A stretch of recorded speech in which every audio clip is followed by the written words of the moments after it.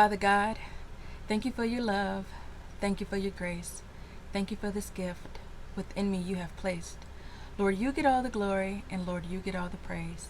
Thank you for your place inside this sacred space. Amen. Now let's get to the video.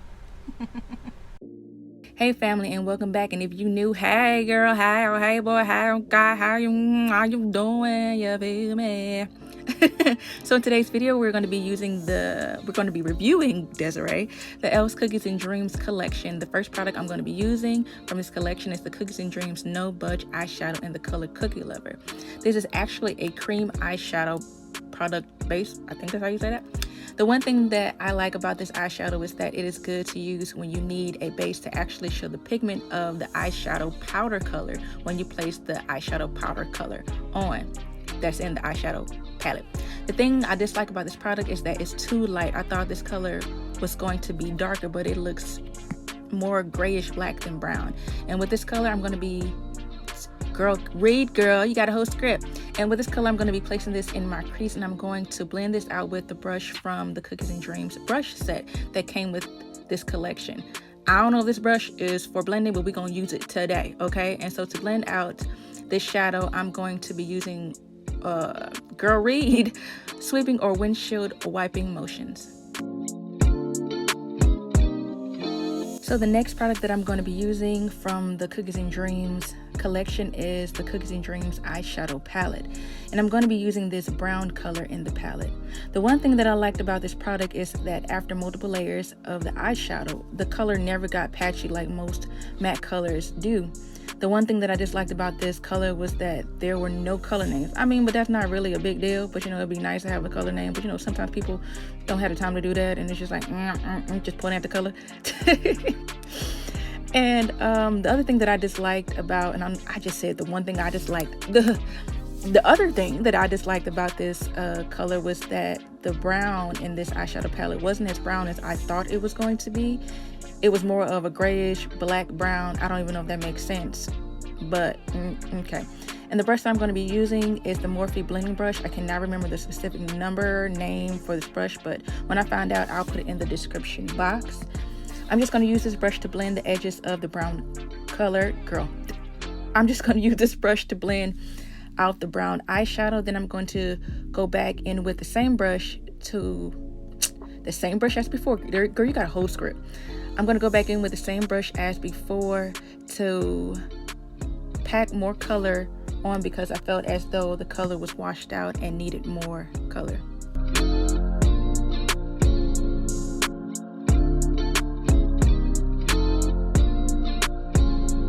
So the next color in this eyeshadow palette that I'm going to be using is this light tan color. And I'm going to use this to further blend the edges of the brown color. I believe they call this the transition color. I'm going to be using the same Morphe brush that I used before, and I'm going to be using sweeping or windshield wiping motions to blend this color so that the edges look blended and put together, because nobody got time for no harsh colors and nothing's blended because it's not going to look right. You feel me? So yeah.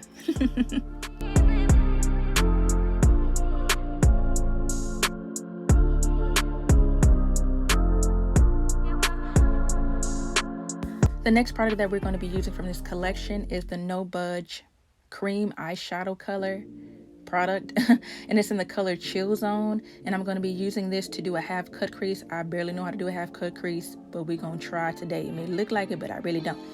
The one thing that I like about this product is that, once again, like Cookie Lover, it's really good to use as a base to bring out the eyeshadow powder color from whichever palette that you're using.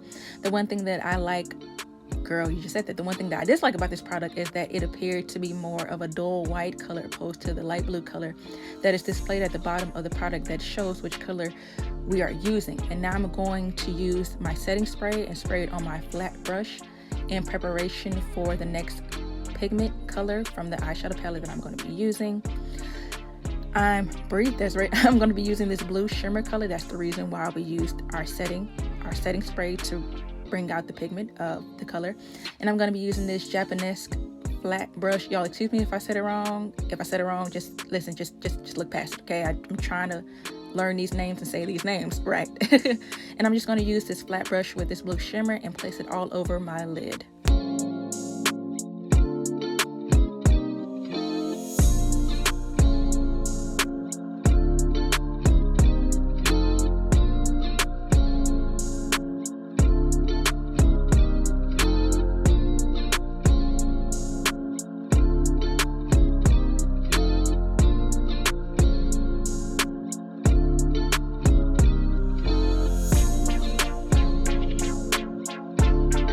So the next thing that I'm going to do is go back into that blue, that's not blue, that's brown. I'm going to go into that brown color from the eyeshadow palette, and I'm going to close up the half cut crease while blending into the crease color and slightly blending into the shimmer color to where both colors are blended together, creating a transition between the two colors. Basically, it means that I'm going to use patting motions and pat between the brown color and the blue color to make it blend. I can show you better than I can tell you, so just watch it and keep rewinding it to get what I'm trying to do. The next thing that I'm going to do is go back into that brown color. Girl, you just keep going into that brown color, but Desiree, that's what we have to do. Okay, I got you, girl.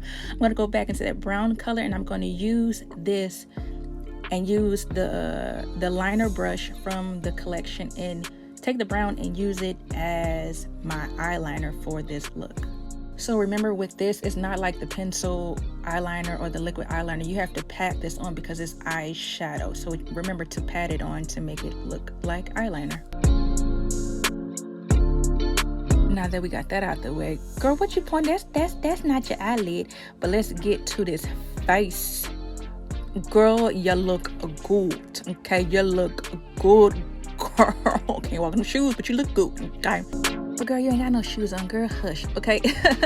The last part that we're going to get to is the inner corner highlight, and I'm going to be choosing between these two shimmer colors, but I'm going to eventually use the lightest shimmer color to use as my inner corner highlight. Once again, I'm going to be using my setting spray to spray my brush. That's actually from the collection to bring out that pigment. And I'm going to place this in my inner corner. I actually accidentally didn't do this part right. I didn't place it right because you eventually see in the other part, I actually placed it to where I wanted to place it. So I end up actually messing up. Y'all wouldn't tell unless I said it, and I'm saying it now. So I went back and fixed my mistake, and just know that with anything, when you make a mistake, you have the ability, you have the opportunity to fix it and be better at it. Be better at whatever you're trying to accomplish. That's what I'm trying to say.